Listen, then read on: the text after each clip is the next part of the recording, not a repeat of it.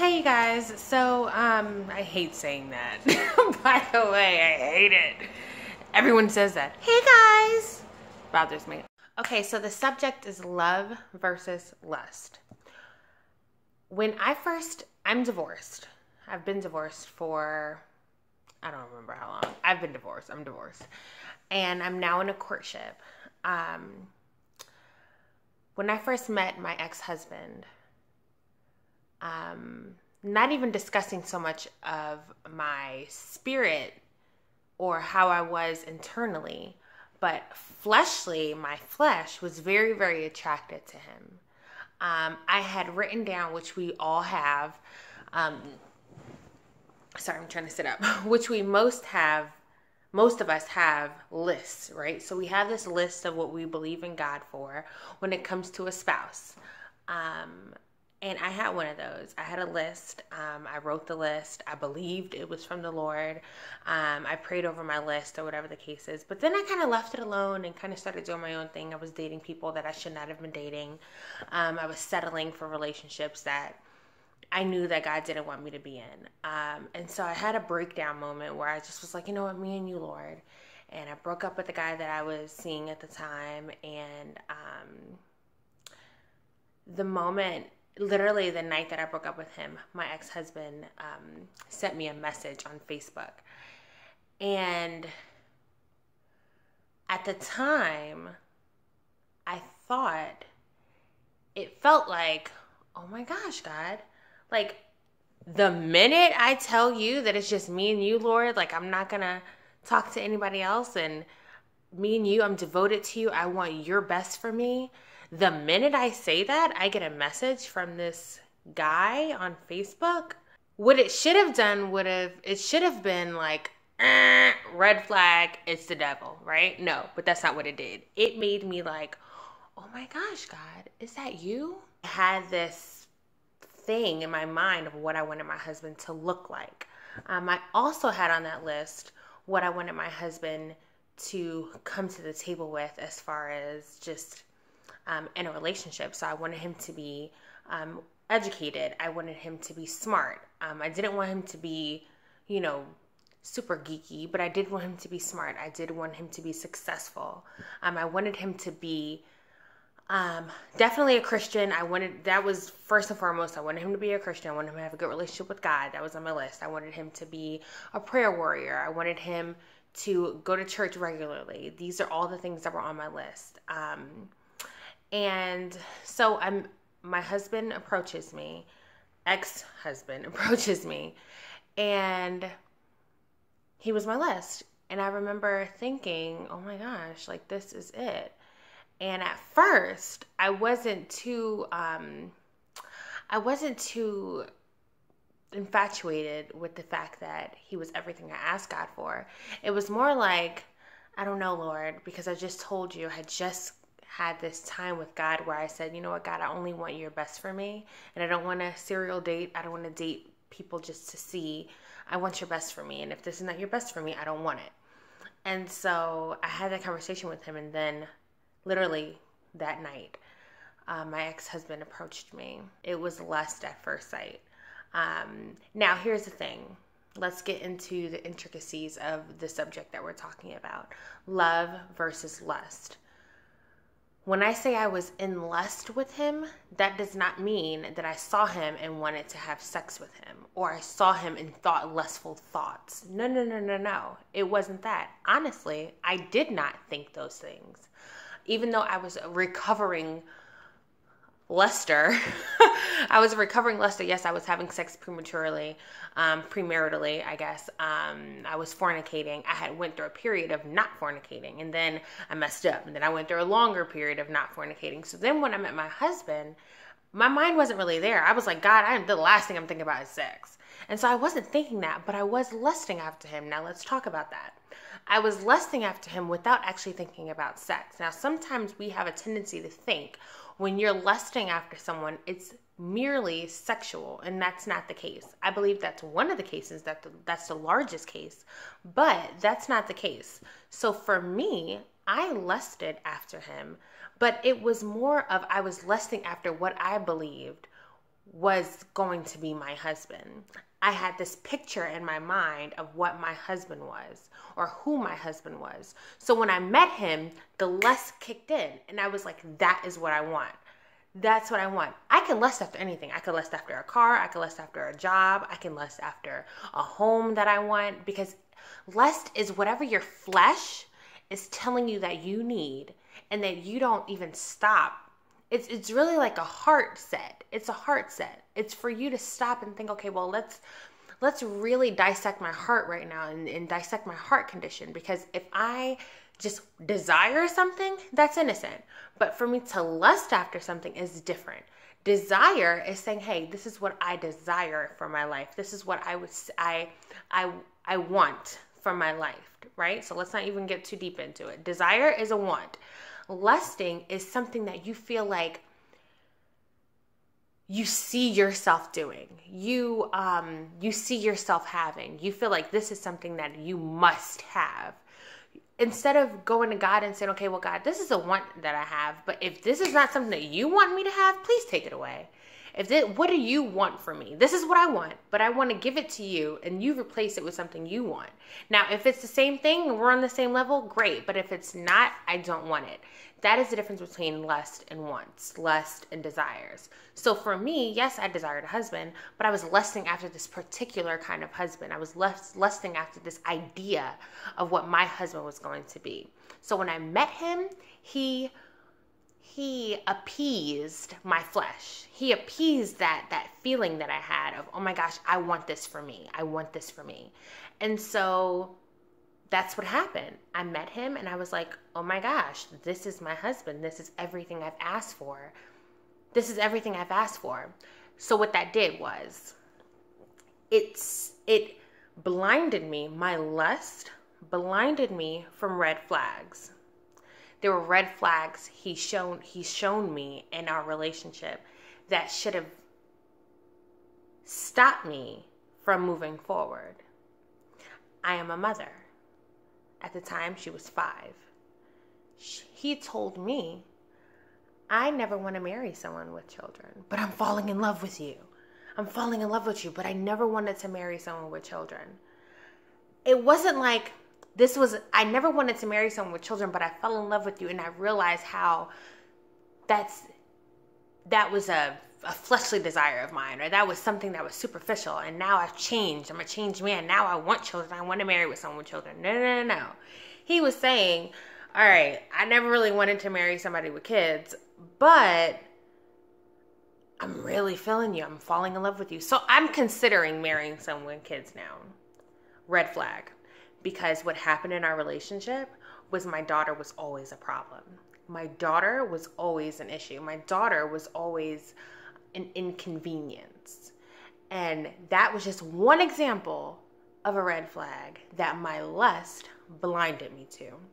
Secondly, my lust blinded me to the idea of keeping myself. When I first met my ex-husband, we both had the conversation, hey, we're not going to have sex, this and the third. I was so physically attracted to him that I allowed, and I'm going to say allowed because, yes, it takes 2 to tango, but I was very, very adamant about not letting him come over, not going to his house after a certain time, all these things. And he was the one saying, well, that's just a little too much. I don't know. I think that's a little too much. I think we can still do that. We can still hang out. I'm not going to touch you. You know, you can still come over my house. There were times, I remember, like it was yesterday, we went to Taco Mac and we were at a date. And we're just sitting there eating. It was a few months into our relationship. And he's like, and I think he started noticing that I wasn't coming on to him or being flirtatious physically. I was very strict in what I did and what I didn't do with him. And so he said to me, he said, I noticed that, are you attracted to me? Are you physically attracted to me? Like sexually attracted to me? And I was like, yeah, I guess, like you're attractive.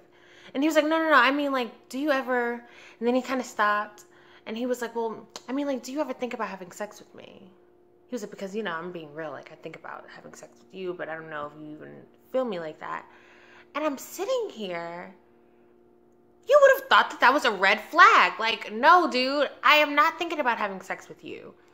That's the point. Like, we want to do this kosher. Like, if I'm not thinking about having sex with you, let me not think about having sex with you. Like, why are you encouraging me to think like that? And it was literally in that moment.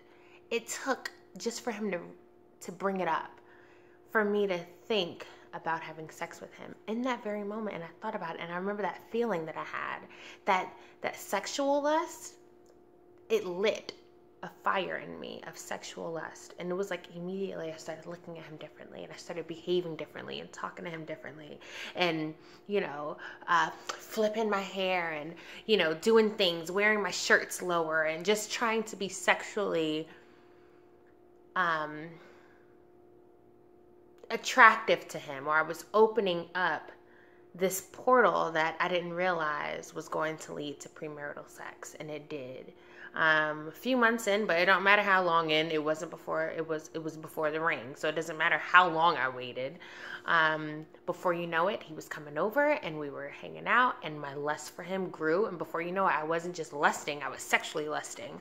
And now I'm idolizing him, and he's just perfect for me. And now his perfection for me, on top of the fact that I was sexually attracted to him now, and we were spending more time together. He was saying and doing all the right things, and the red flags I was ignoring and all that stuff. Now we started kissing, and then we started making out. And before you know it, we were having sex on a regular basis. And we had talks where we have to stop this. We have to stop this. We have to stop this. But the lust was so strong. The lust was so strong. It was very, very strong. And I mistaken. I hope that's a word. I know it's not mistook. I mistaken lust for love. And I didn't include him in my life where I had him become friends with my friends, or he met my mom one time before we got married. It was literally at our engagement party. So those were kind of signs that it was just lust. It was just us trying to be together, and it was just fire. And you think that that's what love feels like. Like, oh my gosh, it's stirring up, and I just want to be with him. I just want to talk to him all the time. I remember he would leave, and I would just call him and say, I just want to hear your voice. And we would talk all the way until he got home. And then when he got home, we would talk until he fell asleep. And then in the morning, he would call me.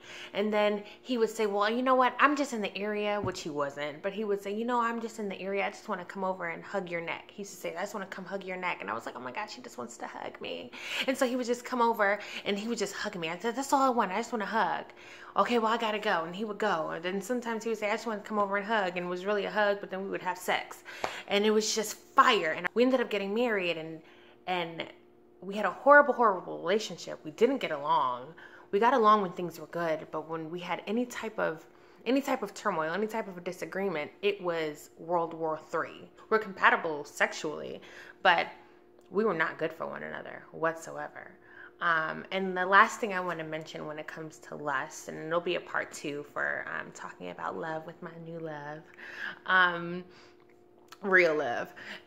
So the last thing I do want to mention is when we were out, we would always get compliments. We couldn't go anywhere without getting compliments. And this is not a boast for me or anything like that, but this is something for you to really, really pay attention to. Be careful for what you deem as like signs of like, oh my gosh, this is what we're supposed to be. We're supposed to be together. Everyone said that we were perfect for one another.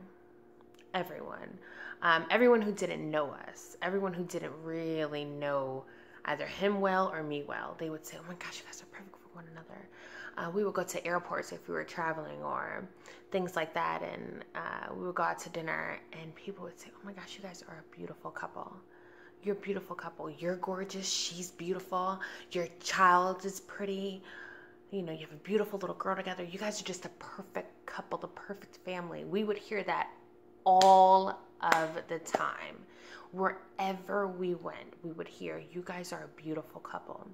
And I didn't think, I knew that he fed on that because I could tell that he was feeding on that. He loved that. And he fed on the attention that both my daughter and I brought him. He was a handsome man, but we complimented him and he liked that. But I didn't realize how much I liked that. I didn't realize that until the end of our relationship is when I realized that I started to miss it. I started to be afraid of losing that. And I started remembering how that made me feel. And it felt good to be a beautiful family. It felt good for people to look at us everywhere we went. It felt good for, we would go out and work out together at the gym and people just look at us, we just complimented one another very, very well physically. And I idolized him. I loved what he exemplified in my life. He exemplified success for me. It was the one thing that I accomplished. I got that one thing that everyone probably thought I couldn't get. Statistically, being a single mom, being a mom from a single parent, not ever seeing marriage. I was like, wow, I'm about to get married. And not only that, but I'm about to get married to the perfect man. And I idolize that. And so I just want to leave you with that. If there's someone in your life that any of these red flags that I've mentioned or things that you've seen for yourself, stop for a second. It's never a bad idea to move too slowly, but it's always a bad idea to move too quickly. And I truly believe that. Not just because I'm divorced, but because I'm divorced. And because I know better now. People were telling me to slow down, and I wasn't listening. And I wish I was. I wish I did. I wish I listened. I think lust can disguise itself as love. And so I just pray that this touches you guys. It really touches you all. And I pray that you watch this video with an open heart and not closed off because my story doesn't sound like yours. But I want you to hear the heart of the message. And the heart of the message is be careful. Guard your heart. Cover your heart. Dissect your heart to see exactly where these feelings are coming from. Because you never want to go into a relationship filled with deception. And that's exactly what could happen if you're ruled by your flesh. So thank you so much for watching this video. I greatly appreciate it. I'm going to do another one on love. And I hope that you watch that one too. And please comment, please subscribe, because I'm going to try to be a little more consistent. And yes, that's it. Thank you. Thank you for watching and continuing your journey to be that new woman.